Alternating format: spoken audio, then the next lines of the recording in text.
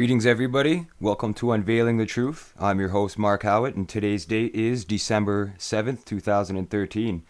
I've got a great show today for you guys planned about Monsanto. We're going to be exposing that greedy, disgusting company that everyone loathes, and got a lot of information, hopefully that you guys will find informative, and try to connecting some of the dots there to expose this company for what they really are, because they do put on a great front. Monsanto puts on a really great front in presenting themselves as like a humanitarian organization trying to feed people of the world, when really they're exactly the opposite. They are literally the most vile and disgusting corporation on the planet, next to some of the military organizations, in my opinion. But what I want to do is talk about Monsanto and why they're hated so much. And obviously a lot of it has to do with the front that I just mentioned, how they put themselves off to say, yes, we're here doing a good thing. But before I get into that, I think it'd be good to explain what Monsanto is, for anybody who out there who's watching this that may not know who the company is or what they produce, what they're involved with, why they're so hated.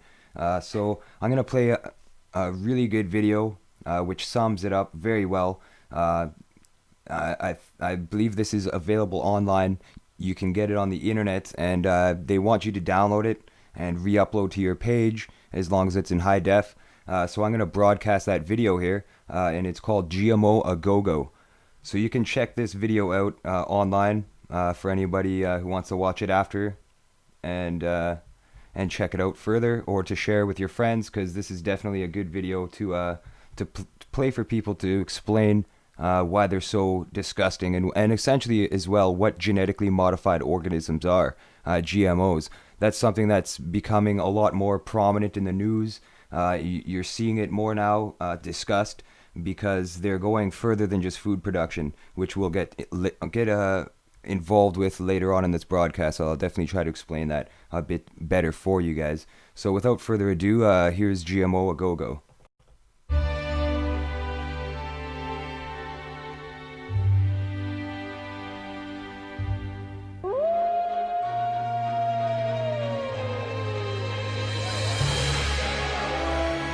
GMO A Go-Go. Hey kid, what's up? Do you hate having to eat those healthy vegetables? Is nutrition getting you down? Well, cheer up!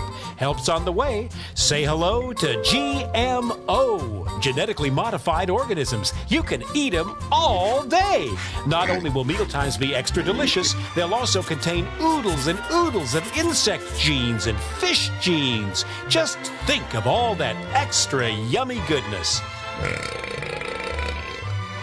But that's not all. We're irradiating everything you eat, so you'll never have to absorb a single nasty nutrient ever again. And don't forget about pesticides. Plenty of those. Yes, sir. Like to know more? Well, let's take a look. Corn is a staple food used in many, many ways throughout the food industry. Growing it takes time, money, and lots of pesticides to protect the crops from bugs, vermin, and fungus.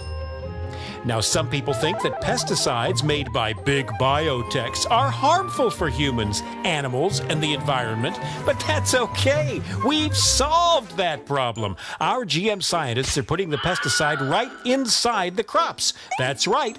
Isn't that amazing? The food itself will kill those pesky critters stone cold dead.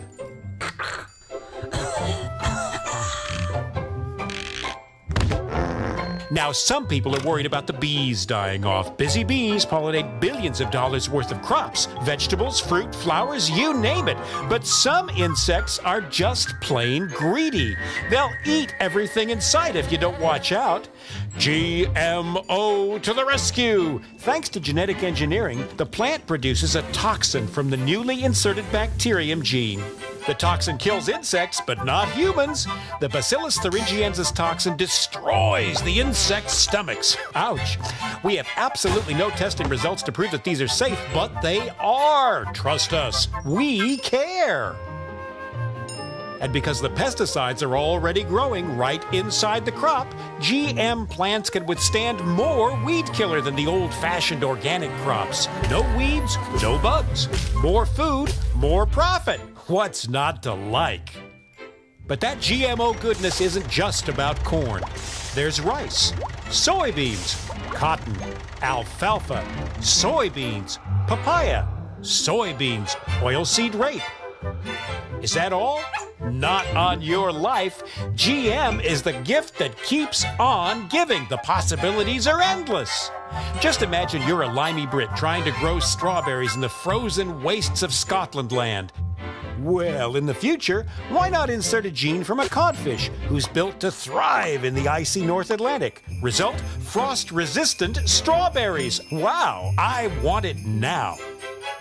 The effects of GMO food on humans aren't as tried and tested as we'd like, but there are much more important things that need our attention right away.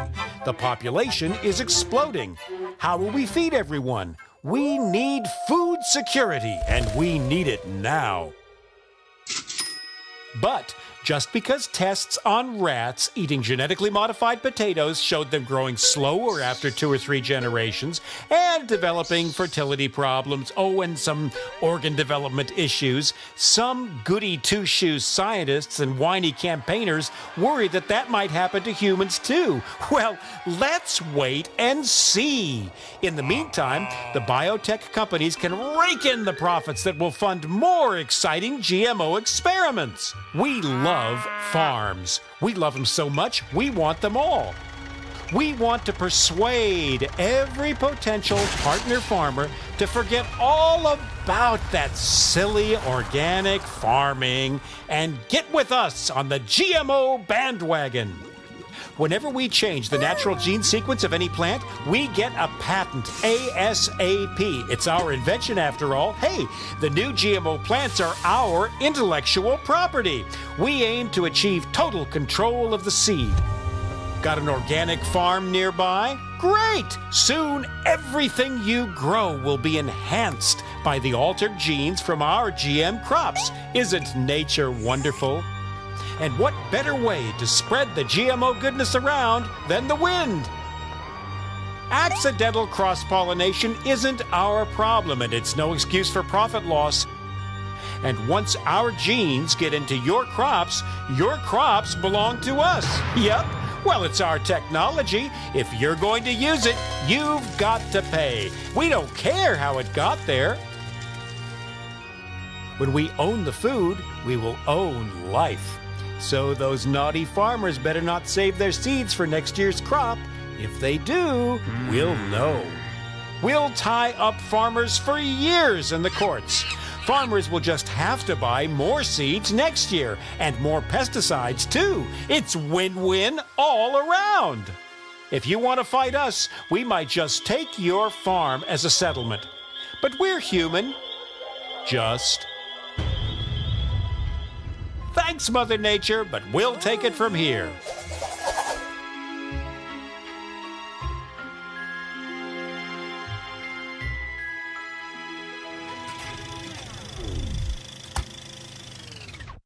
But we're doing all this for you, Johnny. Don't forget that. And if it's all too much for you to take in, don't worry. We've got it all figured out. By the time you're a teenager, it'll be GMO a go-go. We just need to make sure that our army of lobbyists keep GMO labeling off any products. Why spoil consumers with unnecessary choices after all? And if old Farmer Joe decides to fight us, we have a ready-made network waiting to take care of him. Can you say revolving door? Yep. Some judges used to be lawyers who worked for us, and we make sure that they take care of business. And legislation, no problem either. Former GM industry lawyers also work for the food regulation bodies. And we have enough cash in our pockets to lobby any issues all the way to Saturn and back. Some people still think government food regulatory bodies are serving their needs. Hilarious. We are making a killing in India. Literally. Hundreds of thousands of farmers have been organically recycled to dodge debts that they owe us. Bt cotton doesn't always give strong yields, and bollworm, cotton's main pest, seems to be gaining resistance to our transgenic Bt cotton. This can mean bad crops and no revenue for some. We say once you're in, you're in. However, under Indian law, any debts die with the farmers, so farmer suicides stop debts being passed on to any remaining family. But I'm confident that we can lobby that issue too. When we own all of the cotton varieties, and we will, suicides will be of little concern, because we'll be the only cottonseed suppliers. Duh! Concerns have been raised in Europe over problems with GMO pig feed causing sterilization and growth problems, but we have years of marketing left before that's proved, and we'll find a way to work with the Danish pig farmers banging that drum. So heat up your veggies, Johnny. There's going to be plenty for everyone for the right price.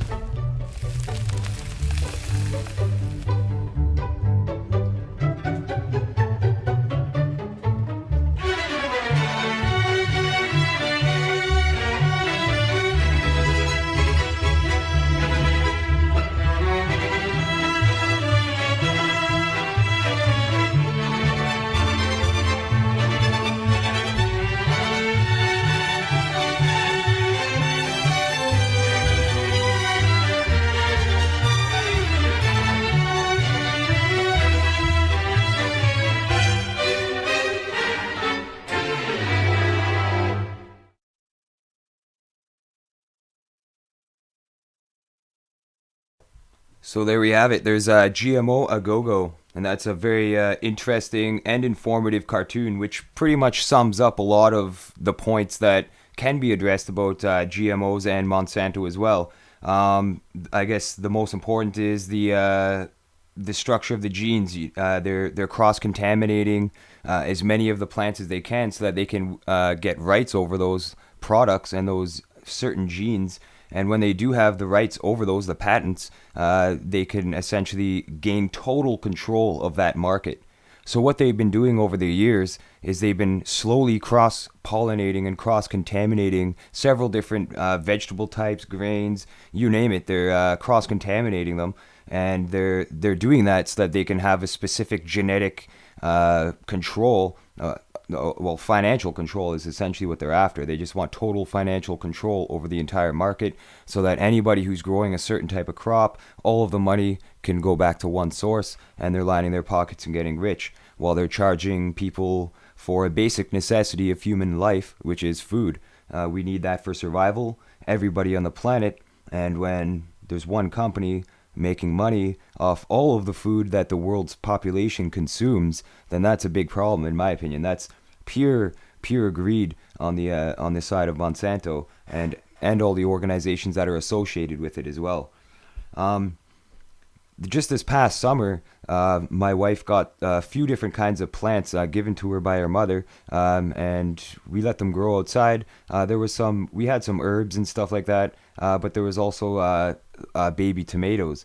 And I knew they were genetically modified because you could see the barcode on different products. And when a vegetable is GM, or it has the Roundup pesticide in the vegetable, you'll see a number 4 at the beginning of the barcode. So when you're at your local grocery store and you're walking around and you're looking at fresh fruit and fresh produce, look at it, and when it has the number 4 on it, that indicates that it's essentially got pesticide in it. And the tomatoes, the baby tomatoes that we had growing in the side of the yard, I never ate any of whatever grew there because I knew it was all GM stuff.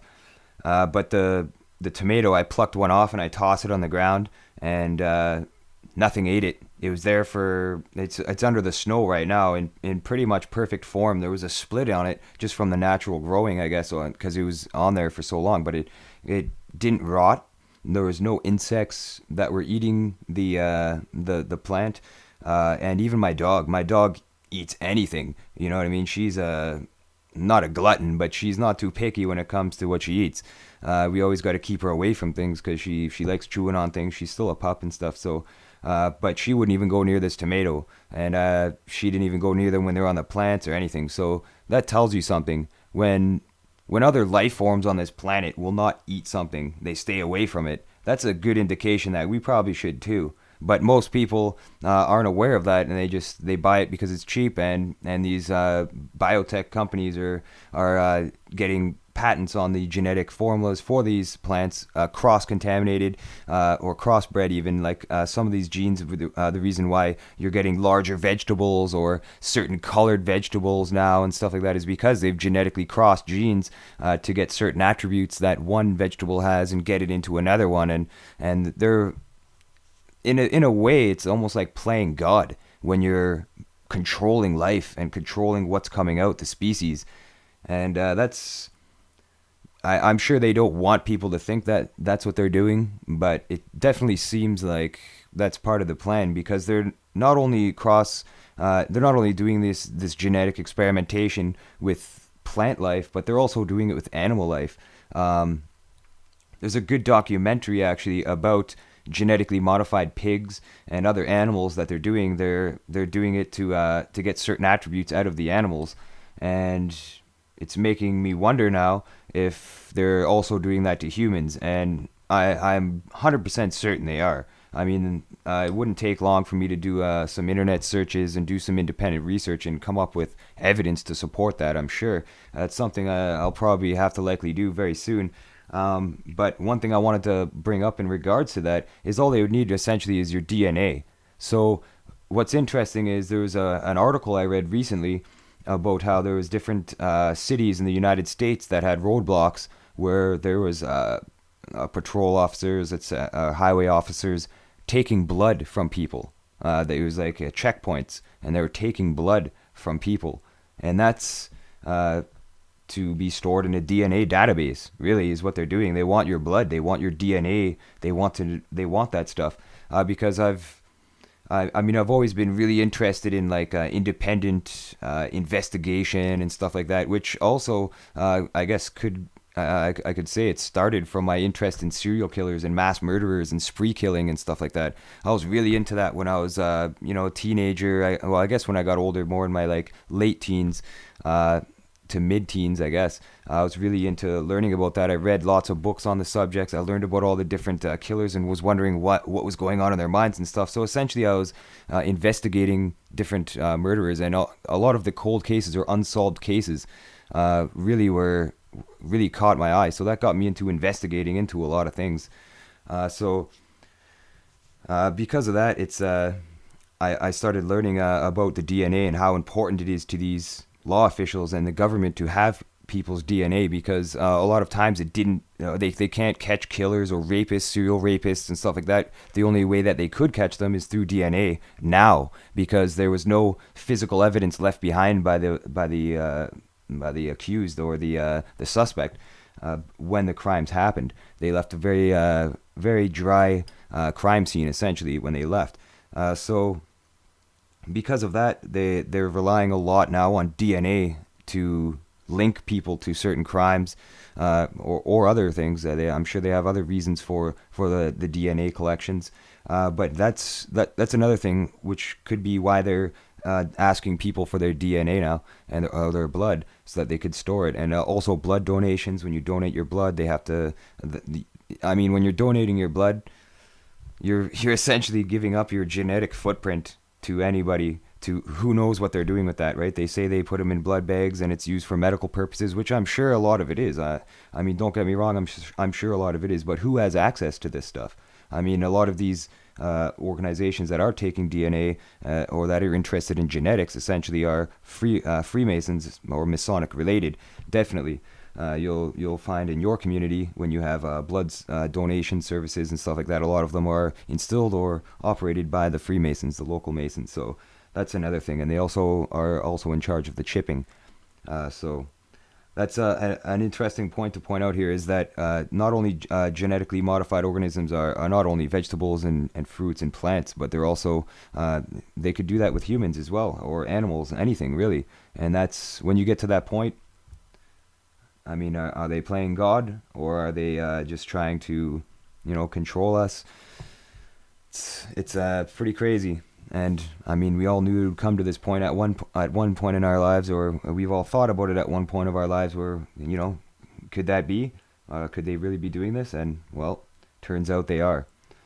I thought it was really important to discuss genetically modified organisms and the health risks associated with consuming these products, as well as Monsanto, because there was a couple global protests against Monsanto, and this was in my opinion, a monumental point in human history, where millions of people around the world on the same time at the same day all gathered together around the world to protest against a single company, against a single cause, essentially.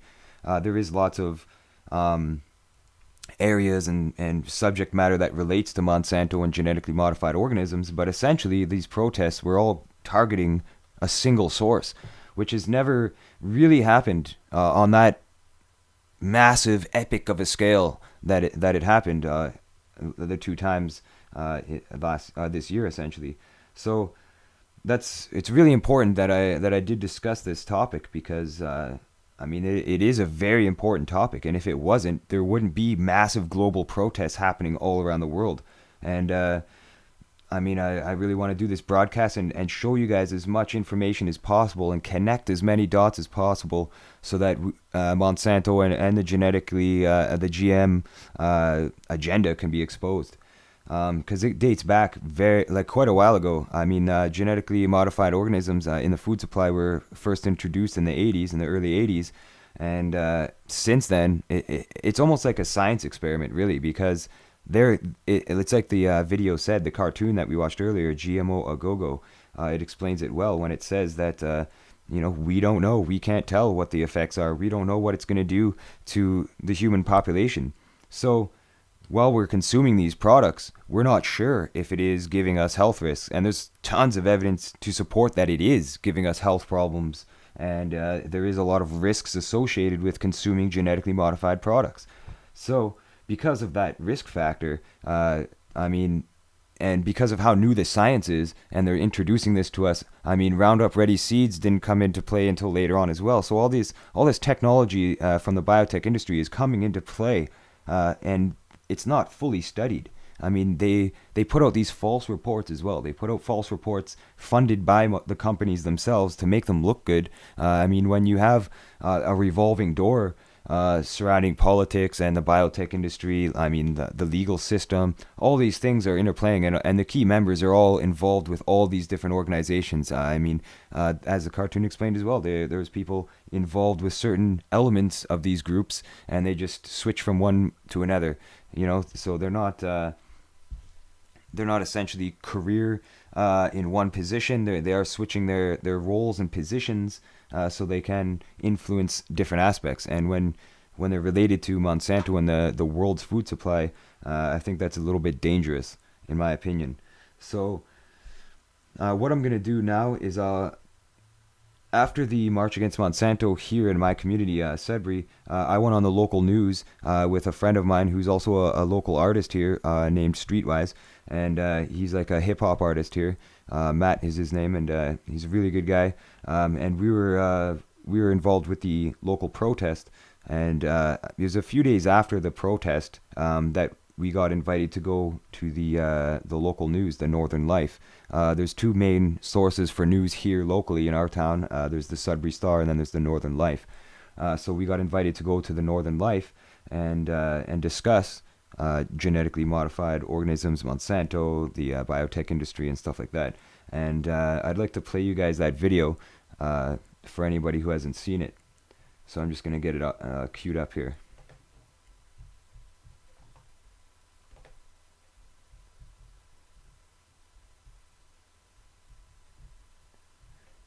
And it seemed like the guy who was doing the interview, he lives here in Sudbury and stuff. He was definitely he definitely had his own opinion about what he thought. What he thought about it, and it didn't seem like he was on the side of the worldwide protesters. I mean, the millions of people who know what's going on and are protesting around the world. So I just thought I'd point that out before I played the video here, but here's the video. Now, if they're feeding us GMOs, that's a criminal act. You know what I mean? That's a crime too. It's the same thing as going into a restaurant and having your waiter pouring arsenic on your steak and putting it down in front of you and saying, here you go. And then you take a bite of that steak knowing that there's arsenic in it. It's the same thing. On Saturday, millions of people in 52 countries around the world marched to protest Monsanto, a giant US-based corporation that has become the lightning rod of worldwide opposition to genetically modified food. Protests were held in Sudbury, where dozens of people turned out to call for an end to the use of GMOs. But are those fears justified? A Google search will quickly turn up dozens of websites warning of the horrors of GMOs. But the mainstream scientific community has taken a different view. This is Headliners on the debate about genetically modified food. The American Association for the Advancement of Science, their conclusion is GMOs are not more risky than conventional plant breeding techniques. They won't test it though. They won't put the money to do the test to see if the health problems are, because if they did find a health problem, they would go bankrupt. But they're saying right there that they spent $300 million, they did 130 research tests over 25 years, and they've never found any credible evidence. It depends how much your paycheck increases by saying, no, this food isn't dangerous, you know? That's what I think. Doesn't that reduce it to conspiracy again though? Okay, Matt? Yeah, sure. I mean, we're talking about an organizations that are saying this is safe. So A1, why won't Monsanto label it? If this product is safe, as they have declared it is, there's no issues with it as far as Monsanto is concerned. Why won't they give people the choice to know different? There's a Russian study that was just done that proved that GMO foods causes third generation sterility. So if you have a child, that child will not be able to have a child. So they're doing it for population control, really. It's a way to de-sterilize the population so that there's less people on Earth, because they feel that's a problem, you know what I mean? So that's why... So you're saying that the AAAS, which is, you know, like as I said, led the fight to have climate change recognized, it's just like the Warren Commission. It's just like maybe not even necessarily. What we are saying is there is contradicting scientific evidence out there that contradicts the findings they claim to have. If everything you guys are saying is true, let's make that assumption. Are you guys saying no to any research on genetically modified organisms? I think that we should totally eradicate all GMO crops and then start fresh and find another way. Because honestly, GMOs have been proven to cause health problems. Other countries are learning about this and burning their crops. Even though doing that would mean billions of people would starve? 2,000 years ago, they didn't need genetically modified organisms in order to feed everybody. What they needed to do was organize and ensure that they grew enough throughout the year to feed everybody. So if the entire world turned around and said, okay, let's take this food that we believe is healthier, and organize properly, make use of the land we're not making use of that could go towards producing what is required, I 100% believe that we could abolish that problem if we were to come to a consensus globally.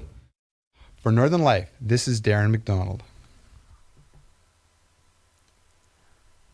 So it was a good debate here in Sudbury on the local news, and that report that he said he quoted, I mean, they did put money into that, but they already knew the health risks. If they didn't care. But what you have is they're essentially protecting their own interests. I mean, if the truth got out, which it has got out, but I mean, if they admitted to the health risks and the evidence that is against them, that it does cause health risks when you consume genetically modified products. If they admitted that, then obviously nobody would buy their food. Nobody would grow their crops. Nobody would buy the seeds. They would go bankrupt, and they don't want that. And it's interesting to point out that on the day of the March Against Monsanto, their stocks were down huge for a couple days after that, but then it did steadily increase a bit more. I mean, what happened when people did start spreading awareness against Monsanto is it did wake up a lot of people. A lot of people weren't sure what that was, so they looked into it and they found out their own evidence, and they found out the truth themselves, that it does cause health risks. And I think it's important to know that we are what we eat, essentially. I mean, if we're eating poisonous, hazardous products, then we're going to be sick.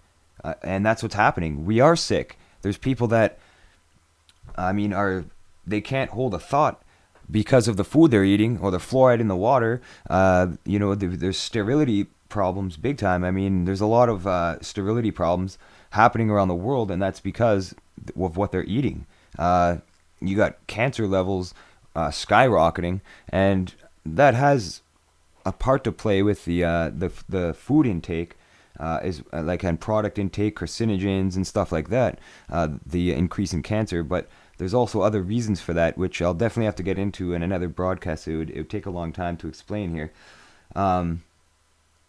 But still, it's interesting to know that despite all this evidence supporting that it does cause health risks, which I'll show you guys some evidence later on in the broadcast. But it's interesting to know that despite all this evidence, there's still people that don't care, and they still consume all this stuff, and they don't even care. They don't care that they could significantly decrease their lifespan.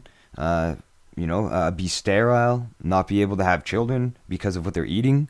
I mean, a lot of people are trying to have kids and they can't, and they just don't understand why they can't do it. And there literally is an agenda in play to cut the population. And a very important thing to point out, which Matt pointed out in the news interview that you just watched on the Northern Life, and that is that, 1,000 years ago, let's just say, long time ago, we were growing food, and it was enough to support everybody. Otherwise, we wouldn't be here. So there's always been production of food, but what's happening is people don't grow their own food. They don't obtain their own food. There is none of that anymore. People are so dependent on these factories producing their food, and people are so used to microwave dinners, radiating their food. People are just always on the go, eating fast food. I mean, a lot of people's lives have been compartmentalized, and it's so busy that they just don't have time for anything else. So they just don't have time to think about eating healthy. So they're always on the go, and it's crazy, really, when we could be learning how to grow our own food. We could be learning how to, sustain ourselves and become independent rather than being dependent on the system. And that's where I think we need to be. We need to be independent in nearly all aspects of life. I mean, we do definitely need to network and communicate with each other and evolve and grow and educate each other on important matters. But at the same time, I think it's very important that we remain independent as much as possible. Because when you do start depending on other people, you're always going to fall short. I mean, when you're depending on other people for things, there's always going to be that time where, it's not going to help. It's too late, or there is no help there, and you're going to fall short of your goals. So that's we always got to think about being independent and taking care of ourselves and being smart enough and educated enough to make the right choices so that we can, educate our children on the right choices as well as others, so that the world essentially it becomes the norm for the world to operate in with common sense. I mean, that's where we need to be. We need to be in a global world of common sense, where it's common knowledge, but it seems like it's like almost backwards, where it's just go, go, go, go all the time. And I'm sure you guys all seen those videos on YouTube from Black Friday.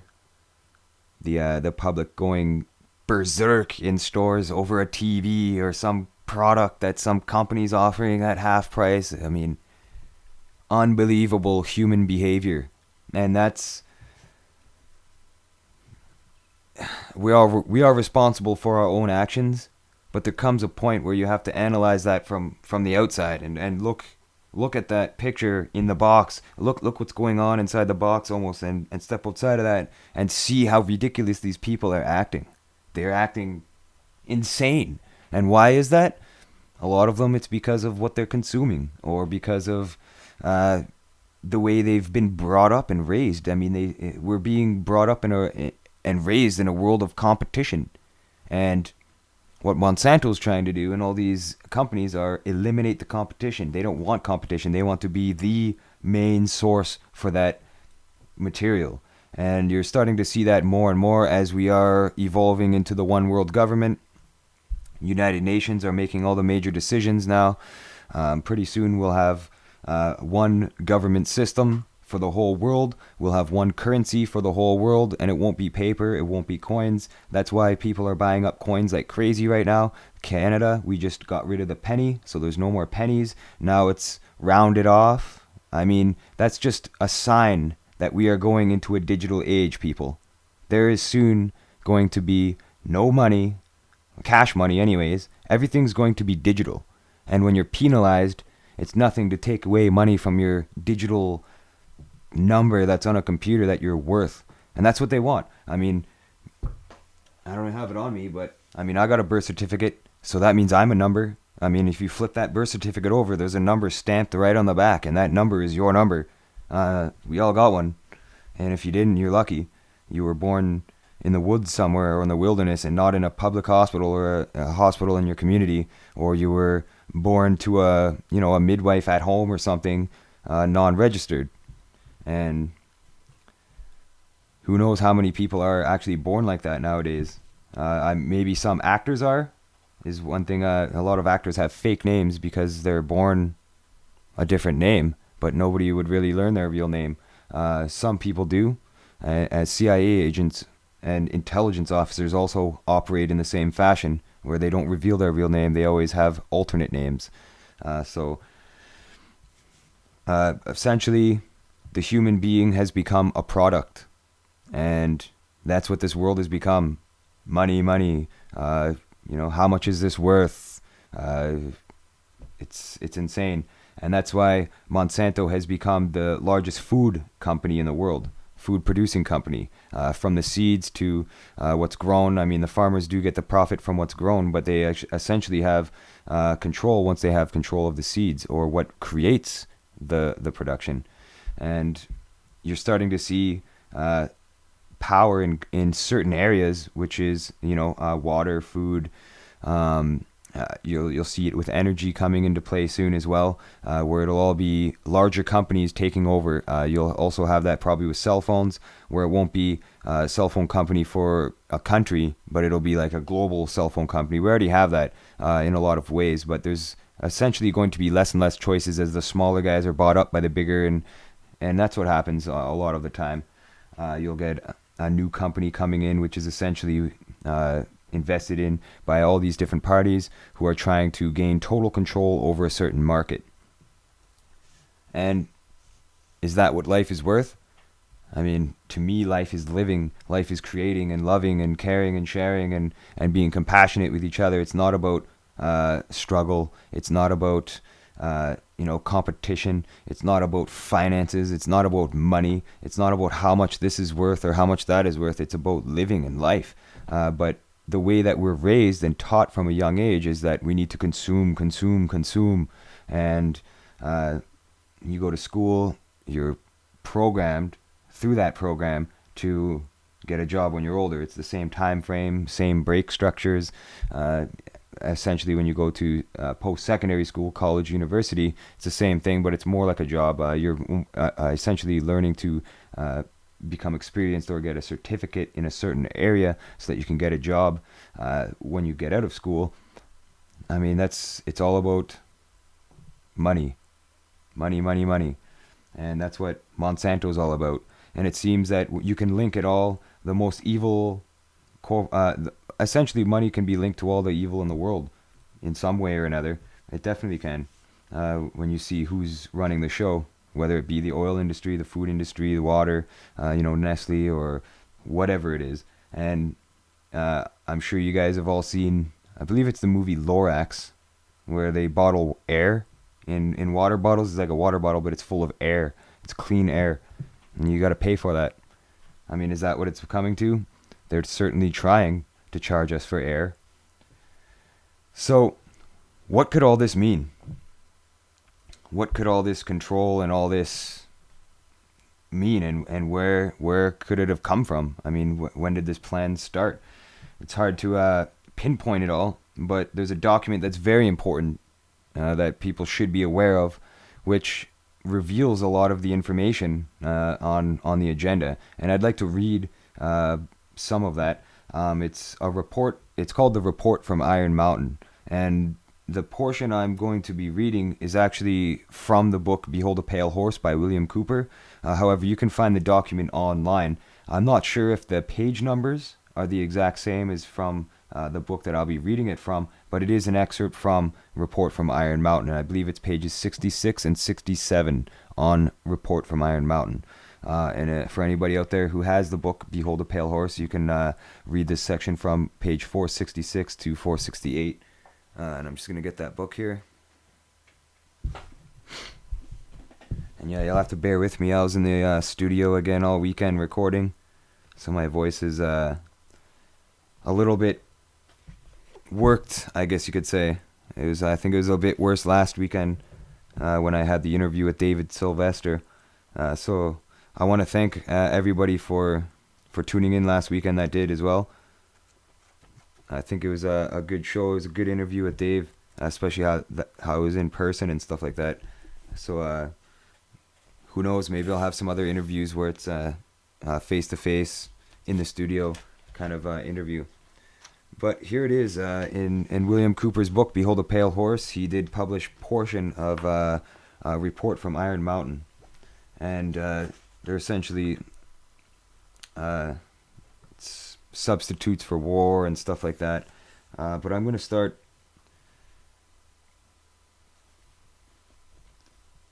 I was going to start a bit later than this, but I should probably read this just to be safe. So this is again I'm starting on 465, Behold a Pale Horse. This is Report from Iron Mountain. You can read the whole document online. You can download it from several different websites. So for anybody who wants to read the full document, it's definitely encouraged to do so, because there's a lot revealed in this document that was put out by the Bilderberg Group. So, space research can be viewed as the nearest modern equivalent yet devised to the pyramid building and similar ritualistic enterprises of ancient societies. It is true that the scientific value of the space program, even of what has already been accomplished, is substantial on its own terms, but current programs are absurdly and obviously disproportionate in the relationship of the knowledge sought to the expenditures committed. All but a small fraction of the space budget, measured by the standards of comparable scientific objections, must be charged de facto to the military economy. Future space research projected as a war surrogate would further reduce the scientific rationale of its budget to a minuscule percentage indeed. As a purely economic substitute for war, therefore, extension of the space program warrants serious consideration. So this is about the space program, but it eventually gets into a deeper agenda. I'm just going to take a drink here because coming out of the studio, my throat's still a little bit scratchy there. Perhaps I should have started a bit after that, just so it's a bit easier on my throat.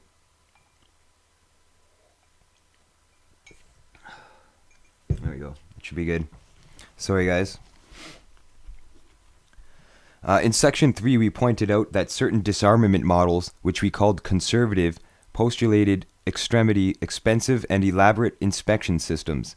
So this is the disarmament agenda, how to make people disarmed, disarming the public, and making them docile. Would it be possible to extend and institutionalize such systems to the point where they might serve as economic surrogates for war spending? The organization of fail-safe inspection machinery could well be ritualized in a manner similar to that of established military processes. Inspection teams might be very like armies, and their technical equipment might be very like weapons. Inflating the inspection budget to military scale presents no difficulty. The appeal of this kind of scheme lies in the comparative ease of transition between two parallel systems. Very important there. The elaborate inspection surrogate is fundamentally fallacious. However, although it may be economically useful as well as politically necessary during the disarmament transition, it would fail as a substitute for the economic function of war for one simple reason. Peacekeeping inspection is part of a war system, not of a peace system. It implies the possibility of weapons maintenance or manufacture which could not exist in a world at peace, as here defined. Massive inspection also implies sanctions and thus war readiness.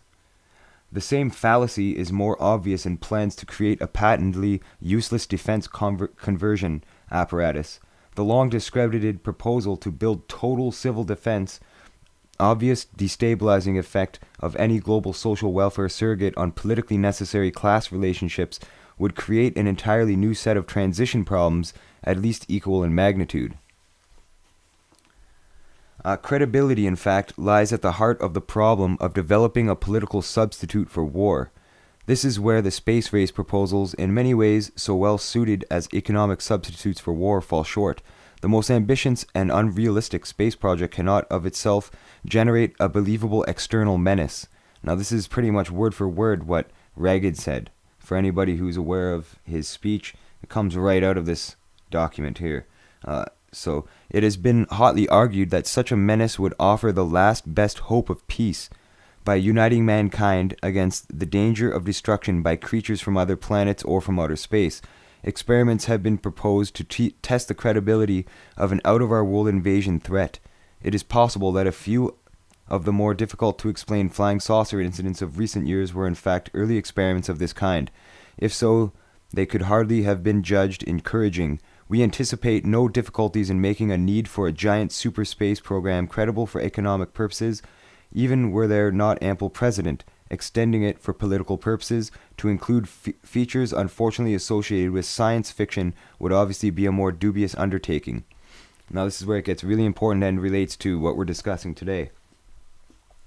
Nevertheless, an effective political substitute for war would require alternative enemies, some of which might seem equally far-fetched in the context of the current war system.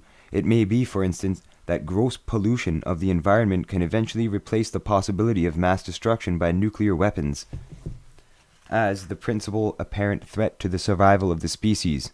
Now listen here. Poisoning of the air and of the principal sources of food and water supply is already well advanced and at first glance would seem promising in this respect. There we go.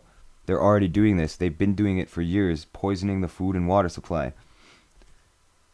It constitutes a threat that can be dealt with only through social organization and political power, but from present indications it will be a generation to a generation and a half before environmental pollution, however severe, will be sufficiently menacing on a global scale to offer a possible basis for a solution. It is true that the rate of pollution could be increased selectively for this purpose, and I believe here they're also talking about food pollution and water pollution. All sorts of pollutions, but anything to harm us, essentially, or to create a threat. Sorry, I might have to reread this because I forget where I am. It is true that the rate of pollution could be increased selectively for this purpose. In fact, the mere modifying of existing programs for the deterrence of pollution could speed up the process enough to make the threat credible much sooner, but the pollution problem has been so widely publicized in recent years that it seems highly improbable that a program of deliberate environmental poisoning could be implemented in a politically acceptable manner, which we don't accept it, which is why there was a massive protest against Monsanto because of that. However unlikely some of the possible alternative enemies we have mentioned may seem, we must emphasize that one must be found, and must is can't think of the word right now, I guess brought out a bit more in this document, of credible quality and magnitude if a transition to peace is ever to come about without social disintegration. It is more probable in our judgment that such a threat will have to be invented rather than developed from unknown conditions. For this reason, we believe further speculation about its putative nature ill-advised in this context. So what I think is going on is, they do try to create a false flag or false terror, false threats. They do try to create this, but we're waking up on a massive scale. I mean, we're becoming much smarter. We're learning. There's more people that are involved with the sciences that can figure out that we're being duped, and they have figured out we're being duped, and now they're exposing it. So now, instead of just hiding it, they're actually doing it. They're going full out with this agenda. In today's day and age, in our generations, we're being affected by this document right here. Report from Iron Mountain. So for anybody out there who thinks that they're not out to harm us, or they wouldn't conceive these things behind closed doors, it's already happening on a massive scale. So that was very important to point out. And to read that part from a report from Iron Mountain, especially where they're talking about poisoning us environmentally through the food and through the water, so many years ago as well. So what I'm going to do now is actually I'm going to find the news report on those rat experiments, and there's also another really good one that I got to show you guys. Sorry if it's hard to hear when I turn my head from the microphone, but I just got to make sure this is going to show up for you guys.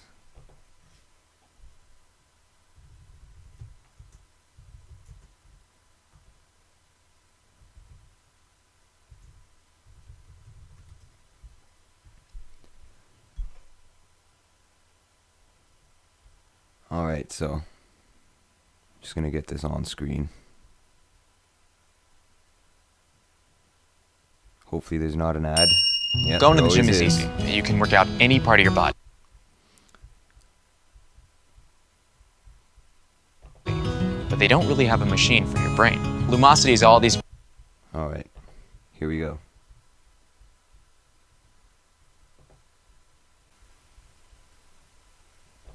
Well, here is a story that will make your stomach turn. A French study that was just released finds rats that are fed genetically engineered corn suffered from tumors and severe organ damage. This is in the wake of a battle going down in California over big agro businesses like Monsanto and proponents of food labeling. Proposition 37 would require all food that contain genetically modified organisms, or GMOs as they're known, to be labeled. Such a move could have a major impact on what food people buy and eat. To discuss, I'm joined now by Alexis Baden-Meyer, Political Director of the Organic Consumers Association. Alexis is also part of the California Right to Know campaign that is fighting to label GMO foods. Alexis, welcome. Thank you. So we see what's happening to rats being fed GMOs. Is this what can happen to humans? Absolutely. We're seeing a huge uptick in cancer among our population, diet-related diseases, gastrointestinal disorders, allergies amongst kids, autism. All of these things could be related to genetically modified foods. The studies need to be done. But is there any study connecting the ailments that you just listed specifically to GMOs? Well, the study that came out yesterday is a very important one. This is the first study that's looking at the effects on rats of eating genetically modified foods over their lifetimes. Human beings in the United States are also part of this study. The way the study was conducted, they gave the rats the genetically modified corn. They gave them the genetically modified corn with the herbicide that the corn is used with. And they also gave the rats water that has levels of the herbicide in it that are the same as levels permissible in the United States. Just want to point out, we are looking at the study, exactly what has happened to these rats. You can clearly see these fairly large tumors, especially Enormous in comparison tumors. to the size of the rats. So, I mean, even though it hasn't been, there aren't conclusive results on humans, we can only presume that there would be a similar result in humans. Yeah, the rats had tumors in their mammary glands. We have a huge rate of breast cancer in this country. You know, why are we having a rate of cancer that's subjecting about half of us to cancer in our lifetimes? It's probably because of our diet, and it very well may likely be related to genetically modified foods.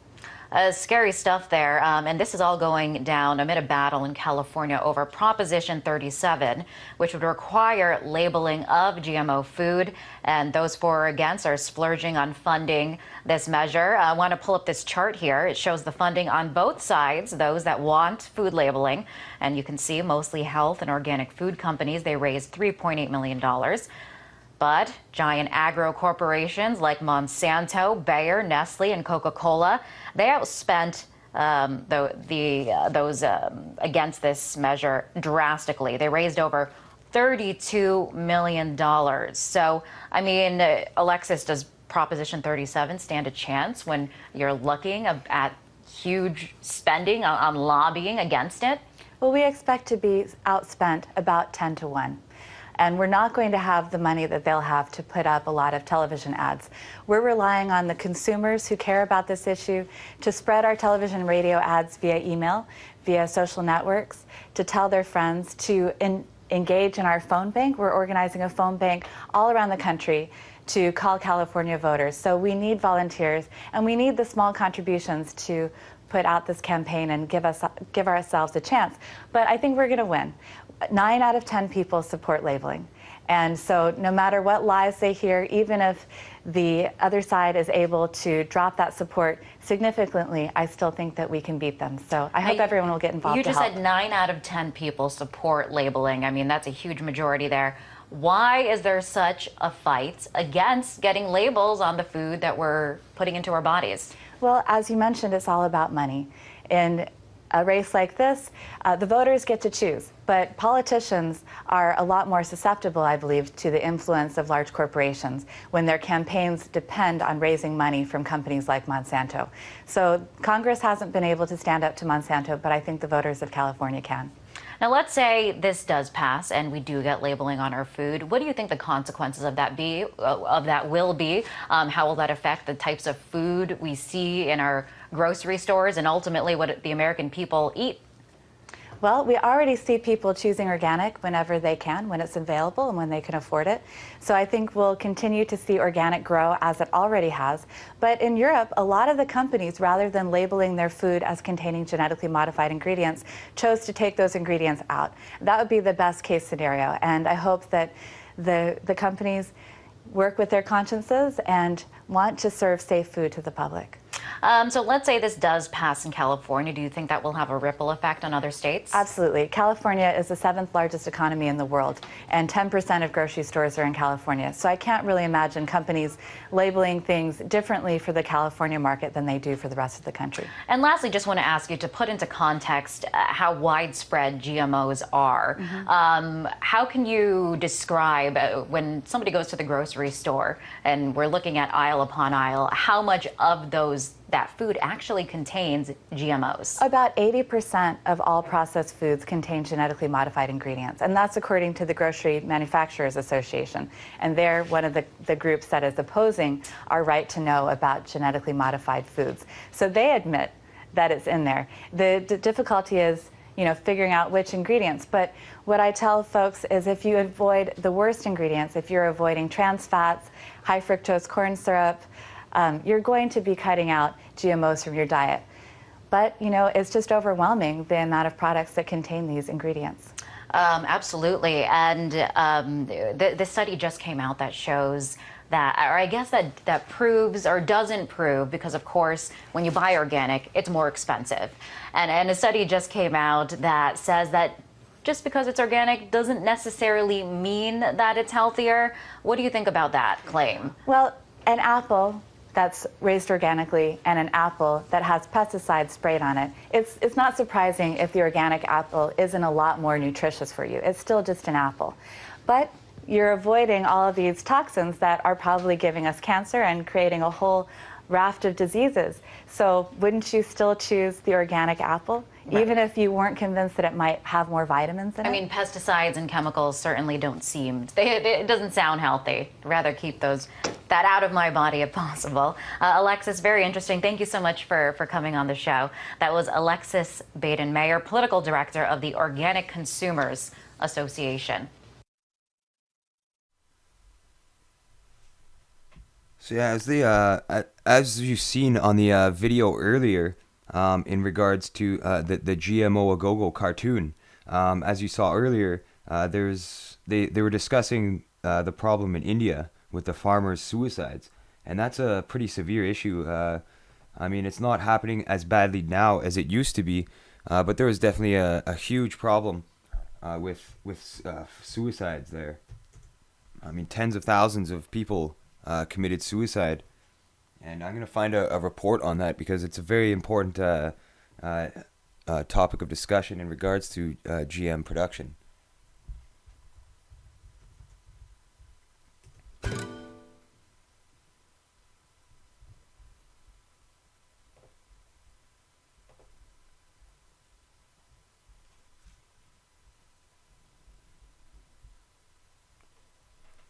Seems like I'm having some computer errors. Sorry about that, folks.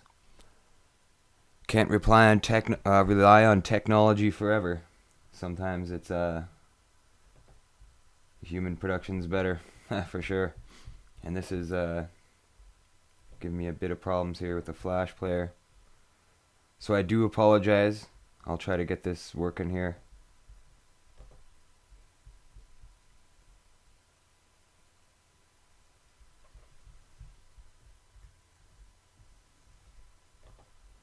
Yeah, gotta love it when your computer starts crashing when you're doing a broadcast.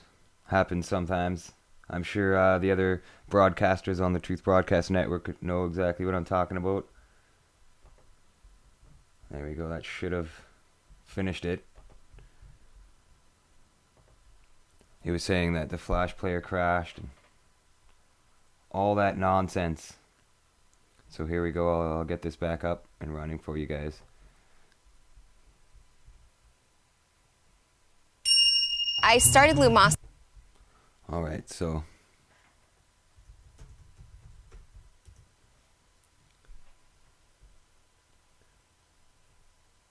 and there is a few different articles on that particular subject. So I'm going to try to find the best one here.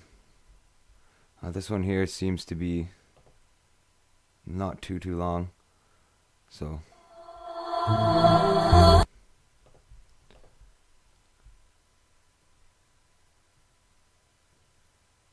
I just definitely want to make sure that it's a good enough video. It doesn't seem to be a good one though. And this one's probably better. I probably should have found a good video here before.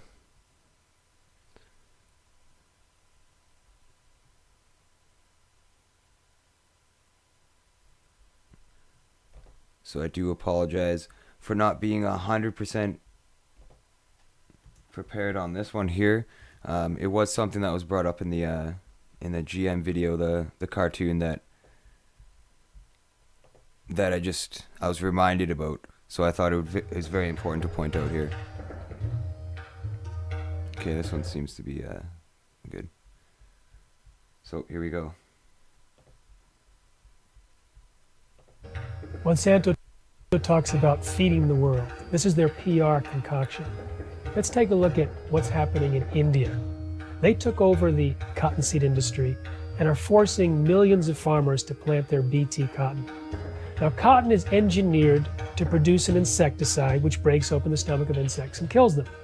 The normal natural Bt is found in soil bacteria.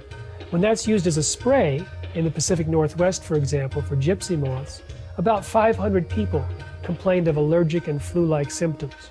Some had to go to the hospital. Now in India, thousands of workers are complaining of the same symptoms. Many are getting rashes and many are itching.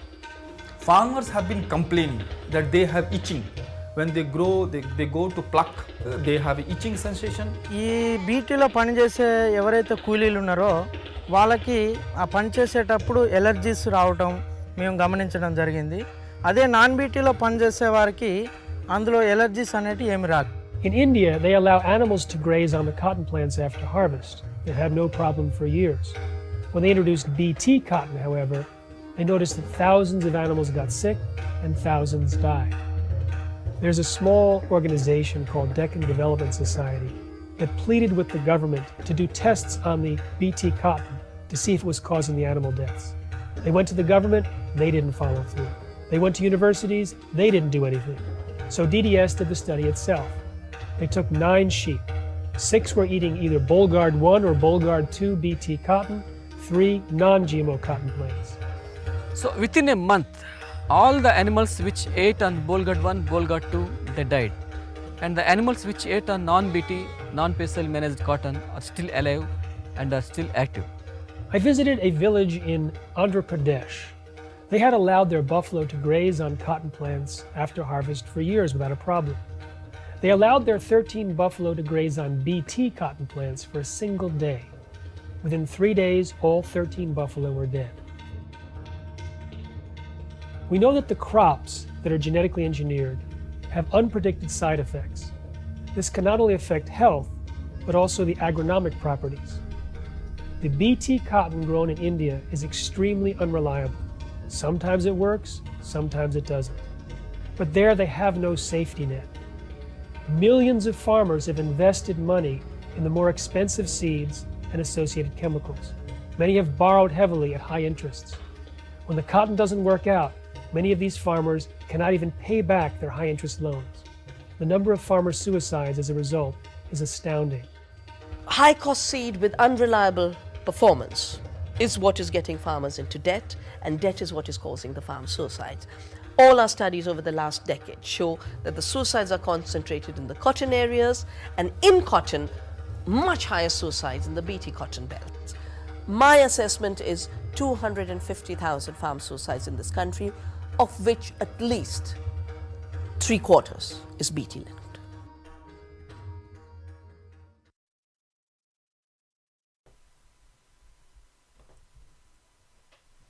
So yeah, that was a clip from a really great documentary on GMOs and Monsanto as well, called Genetic Roulette. So anybody who hasn't seen that film, I'd strongly encourage that you go out and do so. It's very informative, and it's a little bit newer. There's also an older one, which kind of is a documentary which exposes Monsanto and GM products from the farmer side of things, and that's called The World According to Monsanto. And I believe that's an older one. I believe it's from 2008 or earlier, and that's also very informative. And that shows firsthand that these farmers that have been growing heirloom seeds is essentially seeds that have been passed down from generation to generation. So you know they're not tainted. You know that they are organic seeds. There's nothing wrong with them. The same seeds have been used for generations on farms, passed on from father to son or family, mother to daughter essentially, and so you know they're not tainted. But in The World According to Monsanto, they're exposed because Monsanto have been cross-pollinating these crops. And the wind does that. Nature already does that, essentially. It blows seeds into other farms and pastures, and then it cross-contaminates one seed. And then when they, pollinate or whatever, it spreads throughout the whole crop and contaminates the whole crop, essentially. And then Monsanto comes in and does their tests. They do the test on the plant or the stalk to see which kind of genetic structure it's made of, and then they do this sometimes. They wait like 2 or 3 years before they actually approach the farmer and do a test on their plants. They'll make sure that they know that the contamination is well into effect and there's no turning back unless the entire crop is eradicated. And they have various methods that they approach these farmers with, and often, they say, well, you can either sell our product or, grow with our seeds, or we can sue you. And that's what a lot of them have done. They've sued these farmers for doing nothing, for what? For growing their crops the way they've always done, and keeping up with the market and their local demand. And then you have essentially Monsanto coming along and contaminating their crops, and then they lose everything. These farmers don't make enough money to be able to fight a legal battle where Monsanto is highly connected with lawyers and judges and government, and they have a leeway. And U.S. President Barack Obama signed the Monsanto Protection Act, which essentially protects Monsanto against lawsuits from anybody in regards to health-related problems, anything. I mean, this is the Monsanto Protection Act, and that's a disgusting move, in my opinion. And I'm sure a lot of you out there listening and watching this will agree with me entirely that that's just disgusting that they can allow this to happen. And they say it's to feed the population. Well, you've got a problem that's hasn't been eliminated from the social structure of the world, and that is starvation. I mean, such an easy solution to solve that problem of starvation. People don't need to be starving in whether it be Africa or even here in North America. People don't need to be starving. I mean, we're living in the year 2000 and very soon 14. We're advancing. Time is going on. And are we evolving? I mean, are we developing or are we de-evolving? Is it a de-evolution of the species? It seems like it's the de-evolution of the species, in my opinion. We're de-evolving. We're not evolving. We're not getting smarter. We're getting more controlled, more indoctrined, and our rights and our freedoms and essentially our health and our right to live is being taken away slowly. It's being hacked away. Hacked up for barbecue is a good way of putting it. Disgusting. That's all I got to say. And they expect us to eat these foods without doing the tests, and they expect us to get sick. I mean, it's absurd. And what's going to happen is, eventually, with all this cross-contamination and all this experimentation with food happening, what's going to happen is there is not going to be any natural plants left. I mean, they're trying to get rid of the natural seed, all those heirloom seeds. They're trying to eradicate all that so that the average farmer can't grow their own food, and they can't grow clean, healthy food. And the organic, good heirloom seeds that have been passed on through generations are kept by these globalists. Just look at Bill Gates' seed bank. Look at that. Look it up. Seed Vault. I mean, Bill Gates, arguably one of the richest men on the planet, did that years ago. Gathered up all the seeds of all the different plants and stored them in a vault. Why would they do that? They say it's in case something happens on the earth and they need to go into that vault and gain access to these seeds to continue growing these crops. But what you have happening on the outside, after they've taken these natural, clean seeds, is they're polluting the market with toxic Terminator seeds. Do the math. You get a negative out of that scenario. That's not good. I mean, when you're in the negative, you're losing. And that's what's happening here. We're losing the battle against Monsanto. And I say that it's true. And I don't want to say that. I mean, I wish I could say that we are winning the battle against Monsanto. But if you look at the big picture, millions of people around the world protested against Monsanto. And it did nothing. They're still operating. They're still poisoning us. You're still going to your Walmarts or your supermarkets and you're buying these produce with the number 4 on it. You know, you're buying all these toxic food. And they've jacked the price on organic food. Anything clean and healthy for you is going to cost you twice as much. So if you want to eat healthy, you got to be making enough money to be able to support your need or your wanting to eat healthy food. There is other alternatives for that, like growing your own food and making sure that it is good food that you're growing. That's definitely probably the best way to do it, and I would definitely encourage anybody to do so.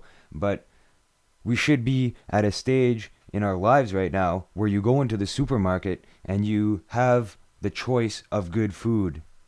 Oh, good food or good food. I think I'll go with good food. And not, I'm going to go into the supermarket and I got good food and I got toxic, chemical, cancerous food. And I only got $5 in my wallet right now, so I got no choice. I want red peppers tonight, or I want a tomato tonight.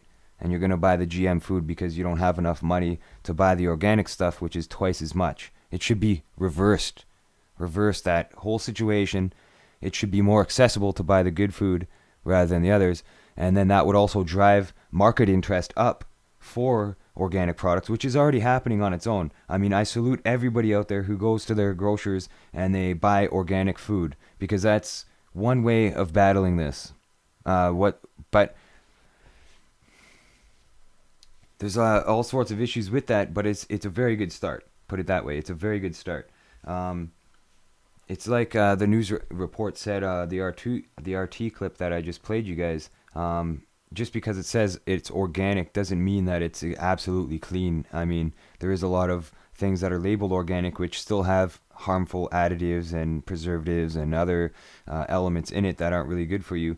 But it's grown organically essentially, and a lot of times they aren't grown organically. Well, sure, they're grown organically. I mean, they're not adding things, but the nutrients in the soil have been depleted so much that the fruit and the vegetables themselves are not getting the nutrients that are supposed to be required for really nutritional food.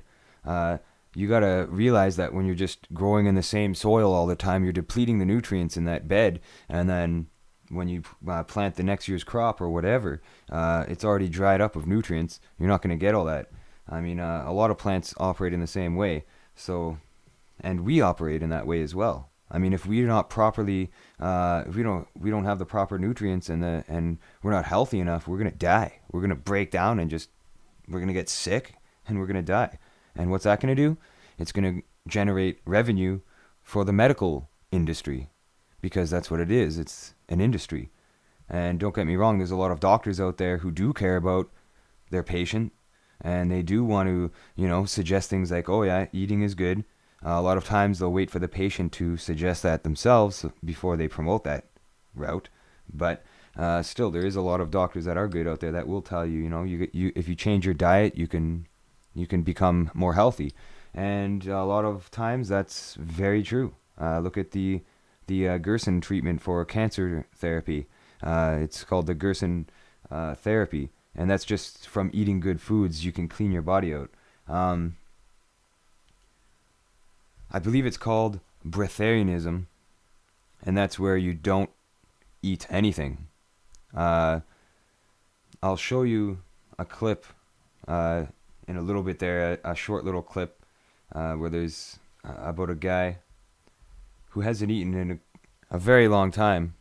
And I'll admit, I mean, I've done that too. I go on fasts every once in a while, and it's not a religious thing or anything like that. The reason why I go on fast is to detox my body, essentially. It's a natural detox for me.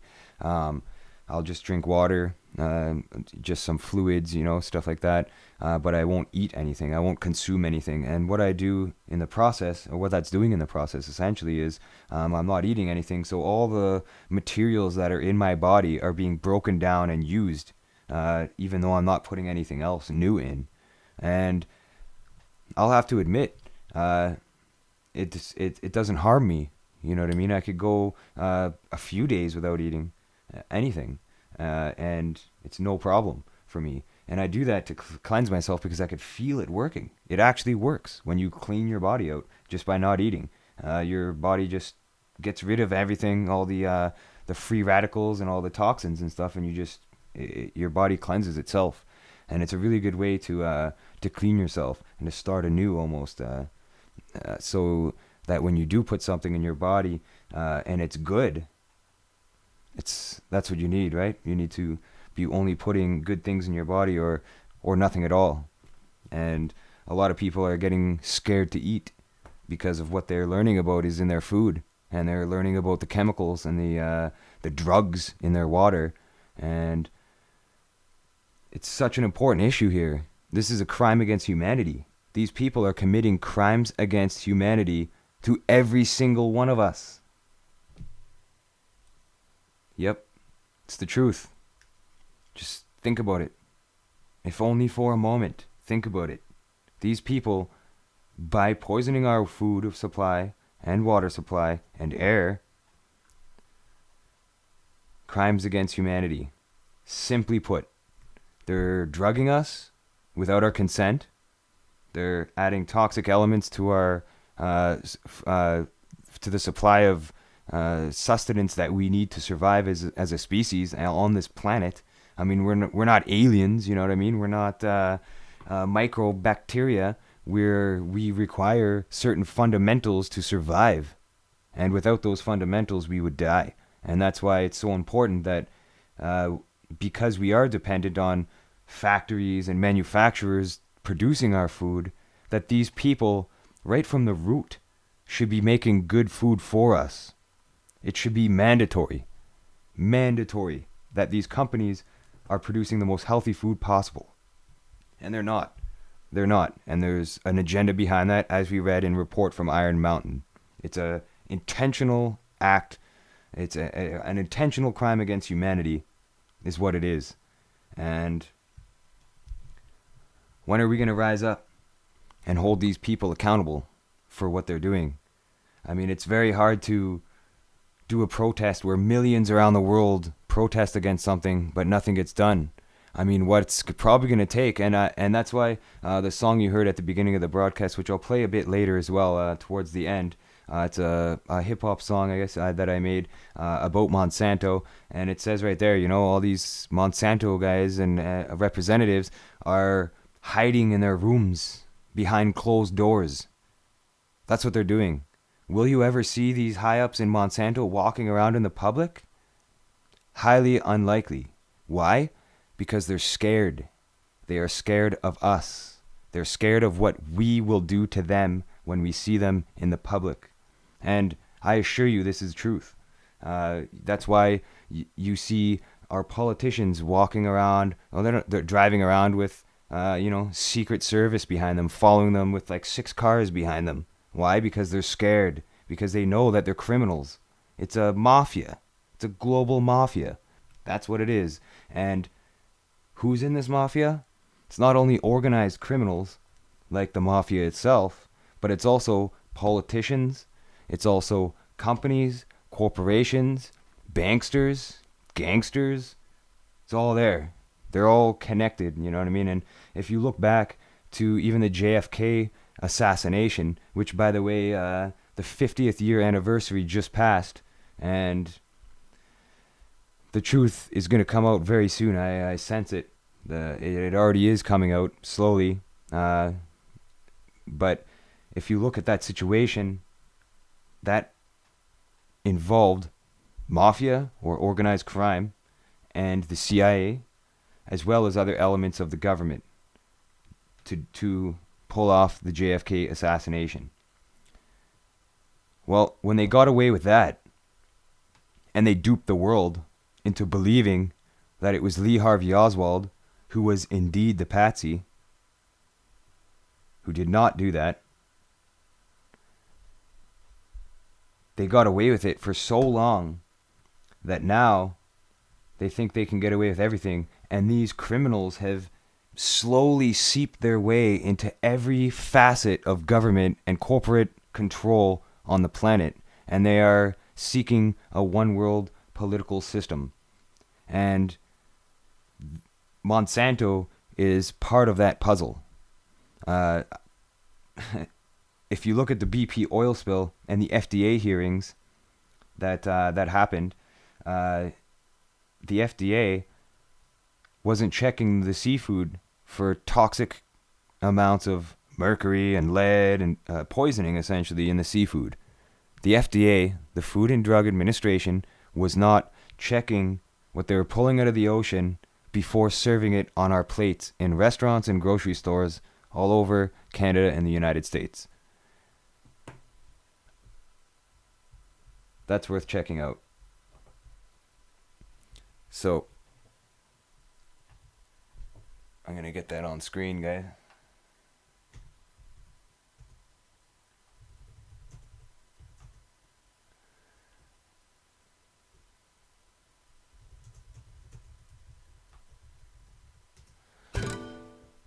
Oh, there we go again with the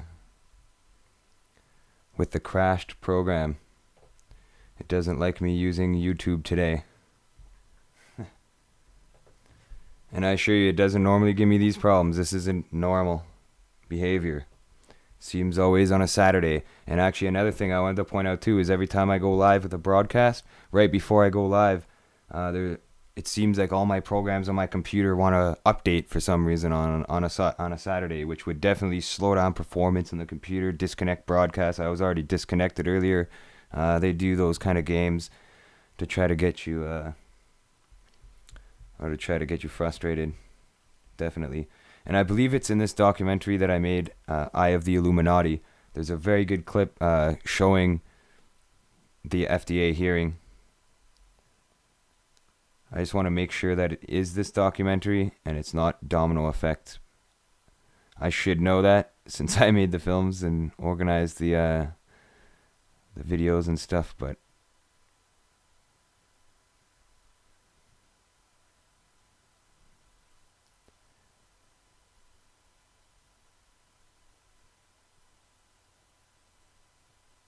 oh, maybe it is on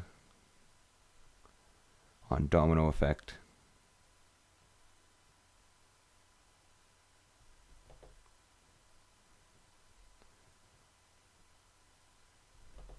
Oh, here we go.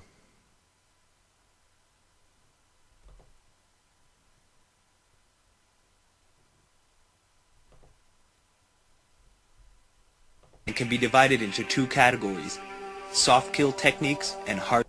Yeah, and actually I'll show this clip here from one of my films explaining soft kill and hard kill techniques. I've never heard those terms used before I presented that in this documentary, Eye of the Illuminati. Hard kill and soft kill. Hard kill are abrupt killing techniques, war, nuclear catastrophe, natural disasters, flooding, catastrophic devastation, which kills off thousands or millions of people essentially at one time. Soft kill techniques are techniques that are applied to a population which don't kill them as quickly. It's slower, it's more gradual, but still has a lethal effect. And that's what the difference is. So I'll show is that all part that here. matters. And love compels us to reach out to Sam. Love. It can be divided into two categories: soft kill techniques and hard kill techniques. As starvation still occurs in many parts of the world, this can be identified as a hard kill method of population control. Other forms of hard kill techniques include war, natural disasters, epidemics and disease, and nuclear catastrophe. Soft kill techniques are less obvious and are covertly applied to a population as it's not designed to kill instantaneously, such as the methods used in a hard kill scenario. Oftentimes, soft kill techniques are meant to only shorten a lifespan or kill off select groups of people. They also exist in the forms of diseases, viruses, and bacteria, and is the reason why there has been so many food and product recalls in recent years. So the president of IG Farben was convicted of crimes against humanity. Now, he's a sort of artistic fellow and creative. He was the one who was responsible for the slogan that people saw as they entered Auschwitz, usually for the last time. Arbeit macht frei. Work brings freedom. Creative sort of fellow. So he was sitting in jail and he said, well, that didn't work. What else can we do? I've got it. Food. He who controls food controls the world.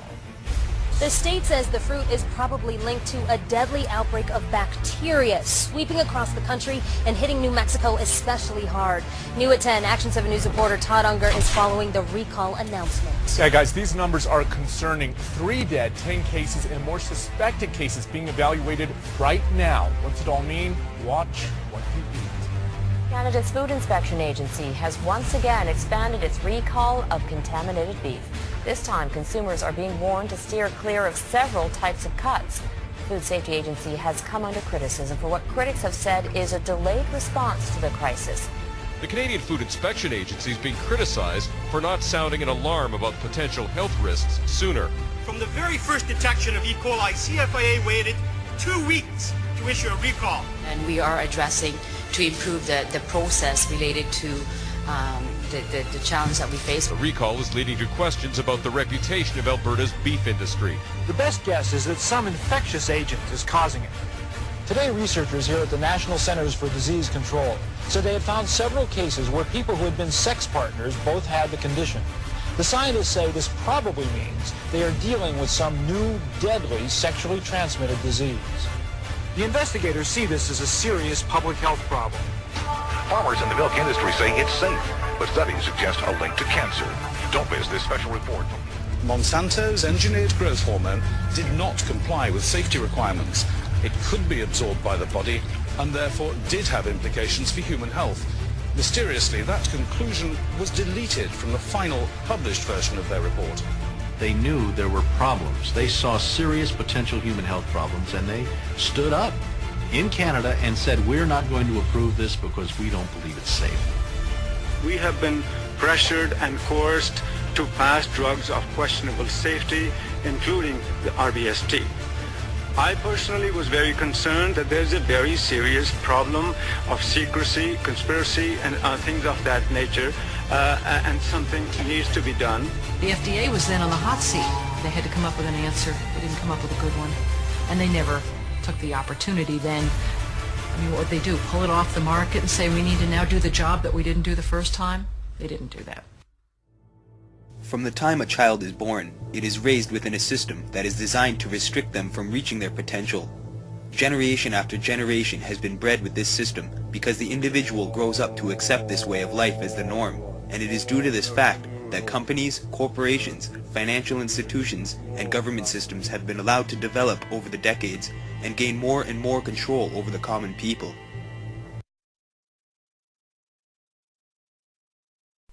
So that part there explained the soft kill techniques, and I believe that what's happening with Monsanto just pumping out all this food and giving people health problems definitely relates to these soft kill techniques. It's not a hard kill technique, it's more of a soft kill applied lightly onto the population so that it makes them sick and contaminates the public essentially.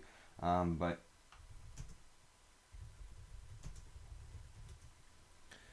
it might have been in domino effect. The clip that I was talking about the FDA, it might be hard to find on the internet just searching for it, which is why I was looking for it on this documentary here. And there's actually another part of this film that I wanted to show you guys as well, and that relates to this topic as well. So I just gotta find it here. I'm just scanning the video to try to find. Yeah, here it is. I found it. So this is a hearing involving the FDA. Perhaps we are all where they lie to the public. Totally.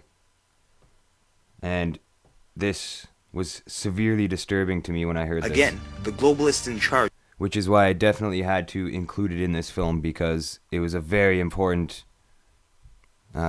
topic to be discussed. And a very historical clip, in my opinion. When the government, or when they hold a public hearing, when they're addressing these concerns where our food is being contaminated and poisoned, and you have such crooked deception happening right in front of you, and it's videotaped for the world to see, and they're admitting this. They're not hiding nothing. Put it that way. So here we go. Cancers are attracted to sugars, which is why a majority of foods on the market are full of various sugars and carcinogens, like glucose and fructose, and countless other harmful substances that create these illnesses. There are often hard to pronounce chemicals and unnecessary substances added to the food supply, which has many people wondering why they are even added in the first place. Perhaps we are all guinea pigs in an experiment that has been going on for quite some time, in order to study the long-term effects and health risks associated with product use and food consumption.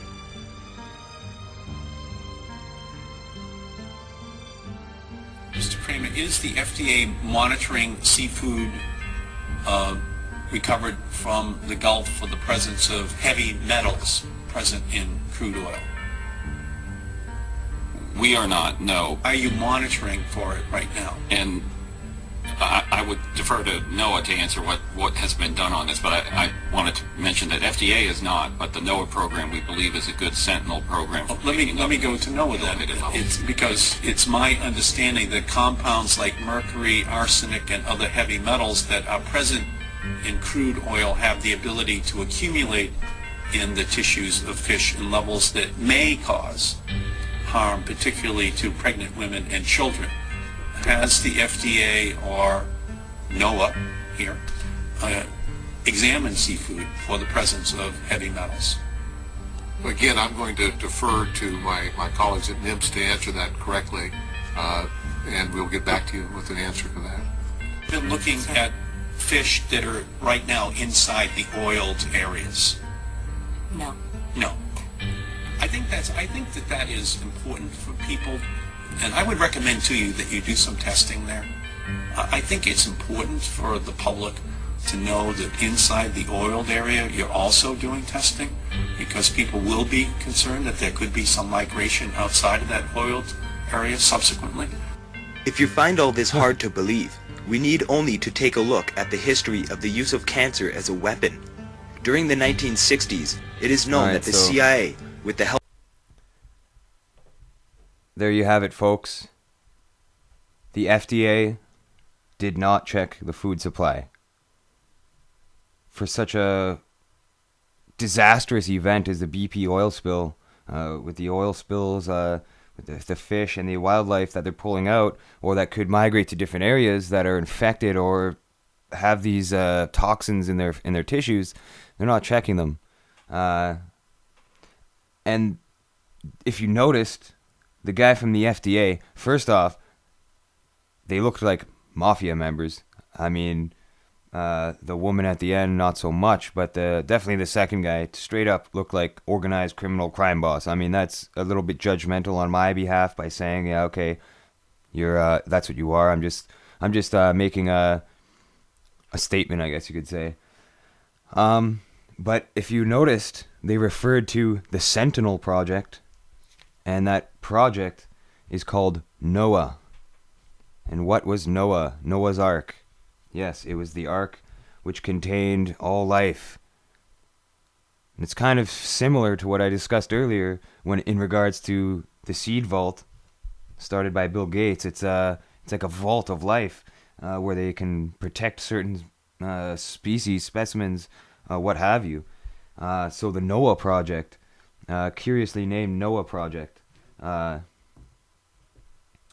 they're supposed to be investigating this oil spill. Definitely absurd. I think Noah needs a bit more investigation. I'm not entirely sure on what the Noah organization represents. It's probably something I should probably take a look into after this broadcast at some point. But I didn't actually, unfortunately, have time before this or since I made that documentary. But definitely, when the FDA, during a hearing like that, admits flat out that they're not testing the food for harmful substances, we got something to worry about, folks. And you even seen the hearing from the clip that I showed you before when it was discussing the soft kill techniques. You've seen the Canadian hearing with the Canadian Health Association, and the man who spoke up and said, I sense there's a conspiracy going on here where you guys are hiding the results from carcinogenic materials, food supply, substances, hiding the truth, hiding their test results to not give the public alarm, so that we'll keep consuming and keep buying without asking any questions, and eventually, and at the same time, getting sicker, getting health problems throughout time. I mean, these things don't happen right away. That's why it falls into the soft kill category. It takes a prolonged amount of time, so you don't notice it. It's not like taking a straight shot of arsenic at one time and you drop dead shortly after, or strychnine, or whatever substance you're going to take. It's not like that. It takes a lot longer for it to gradually kill you, and that's the scary thing about it. And there's actually another clip. Actually, I'm just going to show you, not from the documentary, but there's another very good clip here, which also makes me wonder about our food supply and the health risks associated with eating manufactured food, essentially. I just hope that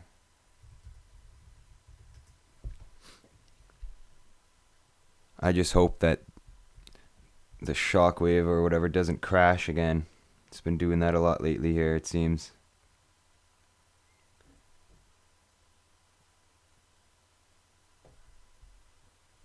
And I do believe this is the video here. Very good video. I'm just going to make sure it's the right one. There's a couple good videos that relate to this. Yeah, here we go.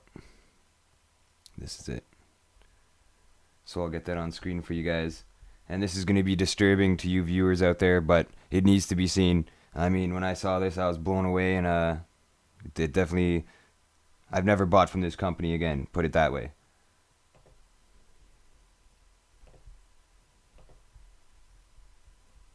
Fast food burger, and it is 14 years old. What? This is 14 years old. Years old. Yes. So this, put some gloves on, Karen. Oh, thank you. So this has been kept for 14 years by David Whipple, who says he bought it July 7th, 1999 in Logan, Utah. This it Still looks brand new. It actually looks like one that I bought a couple of weeks ago. So it's not moldy. How can it not be moldy? Oh, it's hard. Yeah, I'll give you one guess. It's preserved. Preservatives. Oh, That's that's a 14. If the mold won't eat it, if the fungus won't eat it, bugs won't eat it. I have maybe, to. Maybe we shouldn't be eating it. They put all these preservatives in foods like that to increase the shelf life. But what does that do to our shelf life? But let's talk to David. So David bought this 14 years ago, and David, we are glad to have you, but we also are asking the question, why? Why did Please you keep tell this? us why. It wasn't on purpose. I bought that hamburger to use for the same purpose. I was showing some people how enzymes work a little bit, just some friends, and I thought a hamburger would be a good idea. And I used it for a month, and then I forgot about it. It ended up in a paper sack, in the original sack with the receipt, in my coat pocket, tossed in the back of my truck. There you go. And it sat there for, I don't know, 2 or 3 months. The coat ended up in the coat closet. My wife didn't discover this for at least a year or two after that. And we pulled it out, and we went, oh, my gosh, I can't believe it looks the same way. Yeah. It is remarkable. I mean, I've heard of collecting, like, baseball cards and magazines, but, like, burgers? I think it's a good object lesson. It's great for my grandkids to see what happens with fast food. Well, David, we are keeping it safe for you. We are going to send it back in a package to its home sweet home. It literally just told me, I miss you, David. So it's coming home, buddy. And don't worry, we will not take a bite of it before we send it back. Promise. David, thank you so much for 14-year-old hamburger. No mold, no bacteria, no funny growth on it. Therefore, it's not a hamburger. And the story that I was explaining to you guys at the beginning of the broadcast, we're almost done. We're almost out of time today. But the story I was telling you guys at the beginning of the broadcast about the little tomato I plucked off the plant and tossed in the backyard and nothing ate it is the exact same as this hamburger here.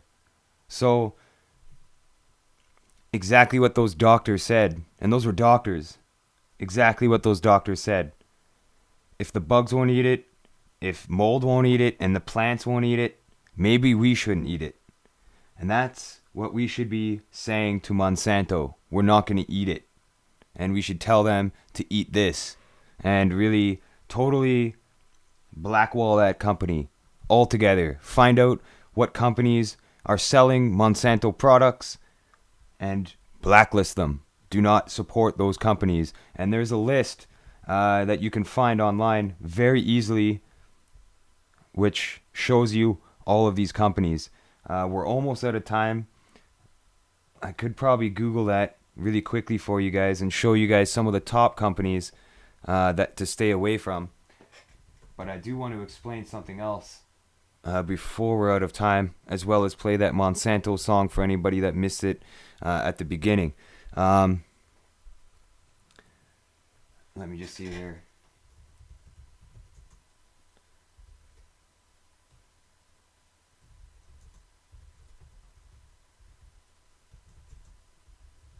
There we go. I believe it's a...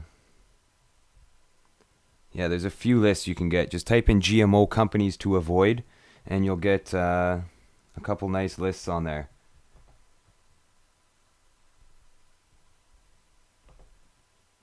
I don't know if you guys can see this too well, but here's an extensive list here. And a lot of these companies are using soy products They're using corn. Corn is a massive GM crop, and in fact, most corn is eradicated. Most normal corn, anyways, most of it is now GM corn. I think it's in the 90% rate that is GM, and so that leaves less than 10% of the actual corn on the planet Earth that is not GM anymore.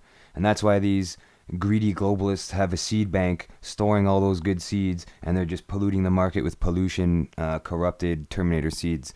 So we got on these companies here, we've got Aunt Jemima, Aurora, Cadbury. These are some of the main ones. Campbell's, Coca-Cola, Chef Boyardee, General Mills, Frito-Lay, Hershey's, Hungry Jack, Hunt's, Morningstar, Lipton, Post Cereals, Pillsbury, Pepsi, Pepperidge Farms, Procter & Gamble, Rice-A-Roni. The list goes on and on and on. There's tons of these lists out there where people have done investigations into this and discovered the companies that are using GM crops and GM product in their foods, which would be essentially harmful to consume, especially on a prolonged basis. So stay away from those companies if you can. Don't support the globalists. Support your local farmers. I mean, we all have them around our communities, most places anyways, where you could, it's not even that far of a drive, or you have local, eat local places where you can go and local farmers are bringing their produce to these places, or markets, local markets. Some of them are set up one day a week in your community. Go to those places, support those farmers, support those people, but most importantly, question them, ask them, talk to your farmers, get to know your farmer, and ask them, what are you growing? What are you using? And we need to work together here to solve this problem. We really do, because it's a very important problem. And go to your supermarkets, no matter how big it is. If it's part of a chain, Walmart, whatever, if they're selling food, go to the management and talk to the management and tell them, look, do you know what's going on? Show them the scientific tests that are online. There's plenty that you can find out there where it shows that it is harmful. Look at the countries around the world that have banned GM products. Tons of countries are now banning GM or have banned GM products from either being grown in their country or entering their country, being shipped internationally. So that's one thing that our countries could do as well, is ban GMs from being imported into the country or being grown in the country. Very wise idea, but we can start at home. You can do your own home activism here, and that is go to your local supermarkets and talk to the people there and offer them solutions. Find companies, find products that are organic, healthy, that aren't going to cause problems, and suggest them carry those. And when they get them on the shelves, buy them. Show them that there's an interest for that product to eradicate all these main products, these main organizations. I mean, we got to change our ways. Otherwise, we're just de-evolving and harming ourselves. And that's a very important thing to point out, is we can't be harming ourselves. We got to eventually start looking after ourselves and each other and future generations, not only for ourselves, but for the planet itself as well. Because if you're creating a synthetic environment, using synthetic plants, synthetic crops, and these synthetic plants are reproducing. That's a scary thought. Same with synthetic or genetically modified animals reproducing. Now think about us reproducing like that. A scary thought, folks. So I want to thank everybody for stopping in today to Unveiling the Truth. Check out truthbroadcastnetwork.com. We got a few new shows on there. I noticed that there's a couple new ones on there. Don't miss out on Death to the New World Order, which is coming up after this. As well, before, for anybody that's been watching for a while, the Rundown Live. And there's other great shows, new ones. I'm going to show you guys that next time, but we are very much out of time at this time. So I want to thank you guys for stopping in and checking out the show today. And for anybody who missed the track at the beginning of the broadcast, here is Chakra Harmony, Monsanto. And you can check this song out on YouTube. Just type it in, Chakra Harmony, or just type in Monsanto, and it should pop up on the list for anybody who wants to check out the song. And there's a website, I think it's snipmp3.com. If you want the MP3, go on there. You should be able to download a high-quality version of the MP3 to play on your iPhone and share with your friends. So, again, thanks for watching, everybody. And as Harry Link says, Death to the New World Order, we got to unveil the truth. Because that's what we're doing here. successfully, they mastered a technology based on inorganic, lifeless substances. Their culture was a travesty. 1901, John Francis Queenie founded Monsanto. Freemason knight of multiple portfolio, a big pharma vet investing in chemicals, which led to the creation of PCBs and GMOs. Agent Orange, aspartame, and don't forget DDT. The Manhattan Project dropping nukes on you and me. Technology spent on cause virility in third generations. Population control subliminally, and yet they question me when I rise up to take a stand against the man and its master plan that we demand. That all across the land, Monsanto crops are burned and GMOs are banned. Monsanto, where you gonna go? Run up in your office buildings, don't forget to lock the door. Ain't nowhere to run, ain't nowhere to hide. The whole world knows of your plans for global genocide. Monsanto, it's like you don't know. Consumption of your products intestines filled up with little holes. Hazmat suits, protecting your employees. You don't seem to care about our health, just about money. Their culture was a travesty of our own noble ways, and a threat to our very existence. Investigate the revolving doors surrounding politics and do a background check on any one of these degenerates. You'll fight along in the selfishness of these globalists, lining their pockets with the profits of human suffering. Yeah, we know your chicks going high behind the bench, but it wouldn't take much just to walk up and take a seat. Or take a seat. The public has regained control of the streets. It's time you just admit your defeat. From this day forward, let it be known there is no Monsanto throne. Now lo and behold, the prophecies unfold as governments across the globe quickly dissolve and all politicians to the soul. Monsanto, where you gonna go? Run up in your office buildings, don't forget to lock the door. Ain't nowhere to run, ain't nowhere to hide. The whole world knows of your plans for global genocide. Monsanto, it's like you don't know. Consumption of your products intestines fill up with middle holes. Hazmat suits, protecting your employees. You don't seem to care about our health, just about money. Monsanto, where you gonna go? Run up in your office buildings, don't forget to lock the door. Ain't nowhere to run, ain't nowhere to hide. The whole world knows of your plans for global genocide. Monsanto, it's like you don't know. Consumption of your products intestines fill up with middle holes. Hazmat suits, protecting your employees. You don't seem to care about our health, just about money. Terminator seeds come round up ready. Round them up, line them up, make way for the executioner. It's time for retribution, no more Frankenfoods and genetic fusion. Let's figure out new ways to achieve a global resolution. Mind pollution by corporate news is meant to make you stupid. Better watch what you buy in the stores, cause it could be your family getting sick from eating poisons galore. Monsanto, where you gonna go? Run up in your office buildings, don't forget to lock the door. Ain't nowhere to run, ain't nowhere to hide. The whole world knows of your plans for global genocide. Monsanto, it's like you don't know. Consumption of your products intestines fill up with middle holes. Hazmat suits, protecting your employees. You don't seem to care about our health, just about money. This section actually protects the biotech industry from being sued. Typically, they break the laws in order to get these crops in the market. And so they recently passed a policy that allowed companies like Monsanto to do their own environmental impact statement.